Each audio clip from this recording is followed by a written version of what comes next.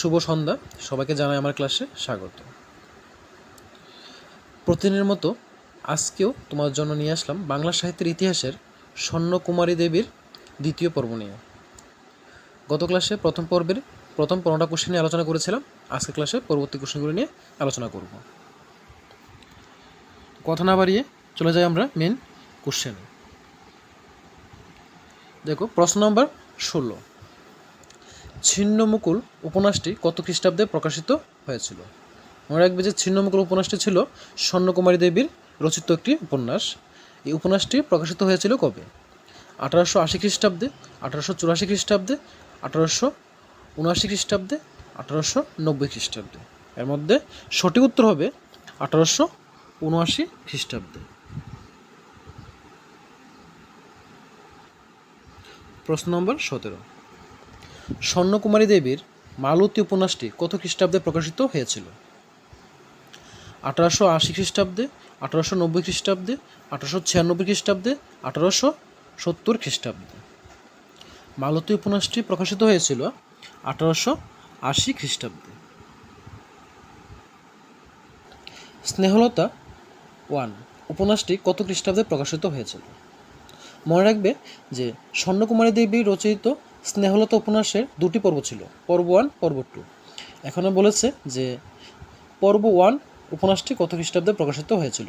1893 খ্রিস্টাব্দে, 1820 খ্রিস্টাব্দে, 1821 খ্রিস্টাব্দে, 1890 খ্রিস্টাব্দে। এর মধ্যে সঠিক উত্তর হবে 1890 খ্রিস্টাব্দে।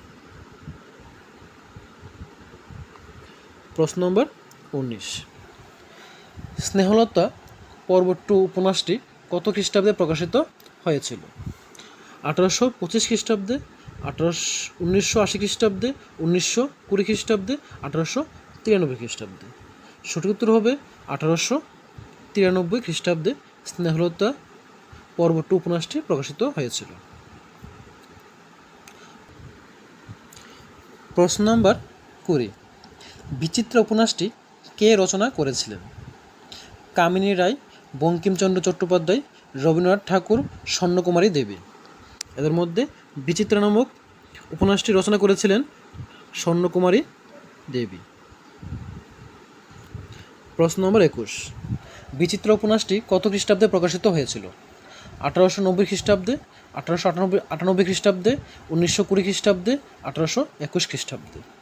এর মধ্যে সঠিক উত্তর হবে 1920 খ্রিস্টাব্দে। প্রশ্ন নম্বর 22, স্বপ্নবাণী উপন্যাসটি কত খ্রিস্টাব্দে প্রকাশিত হয়েছিল? 1888 খ্রিস্টাব্দে, 1892 খ্রিস্টাব্দে, 1821 খ্রিস্টাব্দে, 1893 খ্রিস্টাব্দে। সঠিক উত্তর হবে, অপশানটি ভুল উঠেছে, ঠিক করে দিচ্ছি, দেখো, এটা হবে 1921 খ্রিস্টাব্দে।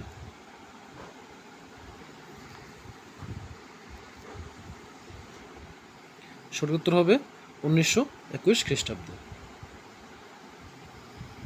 নেক্সট, প্রশ্ন নম্বর 23, মিলন রাত্রি উপন্যাসটির রচয়িতা কে? স্বর্ণকুমারী দেবী, অবনীন্দ্রনাথ ঠাকুর, কালিদাস রায়, বঙ্কিমচন্দ্র চট্টোপাধ্যায়। মিলন রাত্রি উপন্যাসটি রচনা করেছিলেন স্বর্ণকুমারী দেবী। প্রশ্ন নম্বর 24, হুগলির ইমামবাড়ি উপন্যাসটি কবে প্রকাশিত হয়েছিল? 1880 খ্রিস্টাব্দে, 1888 খ্রিস্টাব্দে, 1895 খ্রিস্টাব্দে, 1890 খ্রিস্টাব্দে। সঠিক উত্তর হবে 1925 খ্রিস্টাব্দে। সঠিক উত্তর হবে 1888 খ্রিস্টাব্দে। প্রশ্ন 25, স্বর্ণকুমারী দেবীর রচিত দুটি উল্লেখযোগ্য গল্প রচনার নাম কি? স্বর্ণকুমারী দেবী লিখেছেন এমন দুটি উল্লেখযোগ্য গল্প রচনার নাম কি কি? একটা হলো গল্প স্বল্প, নবকাহিনী, দুটোই উপরের কোনটি নয়। সঠিক উত্তর হবে দুটোই। গল্প স্বল্প, নবকাহিনী দুটিই ছিল স্বর্ণকুমারী দেবী রচিত দুটি উল্লেখযোগ্য গল্প রচনা। প্রশ্ন নম্বর 26, স্বর্ণকুমারী দেবীর গল্প স্বল্প রচনাটি কত খ্রিস্টাব্দে প্রকাশিত হয়েছিল? 1881 খ্রিস্টাব্দে, 1889 খ্রিস্টাব্দে, 1892 খ্রিস্টাব্দে, 1821 খ্রিস্টাব্দে। সঠিক উত্তর হবে 1889 খ্রিস্টাব্দে।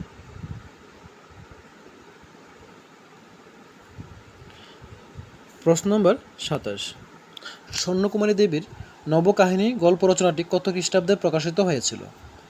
1990 খ্রিস্টাব্দে, 1890 খ্রিস্টাব্দে, 1918 খ্রিস্টাব্দে, 1892 খ্রিস্টাব্দে। সঠিক উত্তর হবে 1892 খ্রিস্টাব্দে। প্রশ্ন নম্বর 28, স্বর্ণকুমারী দেবীর উল্লেখযোগ্য নাটকটির নাম কি? তাল বেতাল, বসন্ত উৎসব, নবকাহিনী, আপন কথা। সঠিক উত্তর হবে বসন্ত উৎসব। বসন্ত উৎসব ছিল স্বর্ণকুমারী দেবীর উল্লেখযোগ্য নাটকটির নাম। প্রশ্ন নম্বর 29, স্বর্ণকুমারী দেবীর রচিত বসন্ত উৎসব নাটকটি কত খ্রিস্টাব্দে প্রকাশিত হয়েছিল? 1890 খ্রিস্টাব্দে, 1813 খ্রিস্টাব্দে, 1879 খ্রিস্টাব্দে, 1880 খ্রিস্টাব্দে। বসন্ত উৎসব নাটকটি প্রকাশিত হয়েছিল 1879 খ্রিস্টাব্দে। প্রশ্ন নম্বর 30, স্বর্ণকুমারী দেবীর বিবাহ উৎসব নাটকটি কত খ্রিস্টাব্দে প্রকাশিত হয়েছিল? বিবাহ উৎসব নাটকটি প্রকাশিত হয়েছিল 1892 খ্রিস্টাব্দে, 1806 খ্রিস্টাব্দে, 1906 খ্রিস্টাব্দে, 1911 খ্রিস্টাব্দে। সঠিক উত্তর হবে 1892 খ্রিস্টাব্দে। এ হলো স্বর্ণকুমারী দেবীর রচিত বিভিন্ন উপন্যাস এবং গল্প রচনা নিয়ে বিভিন্ন প্রশ্নগুলি। তোমরা সবার সাথে থেকো পরবর্তী ক্লাসগুলি পাওয়ার জন্য। পরবর্তী ক্লাসে স্বর্ণকুমারী দেবীর পরবর্তী যে কোশ্চেনগুলি আছে ওগুলি নিয়ে আলোচনা করব। সবাইকে অসংখ্য ধন্যবাদ ক্লাসটি করার জন্য।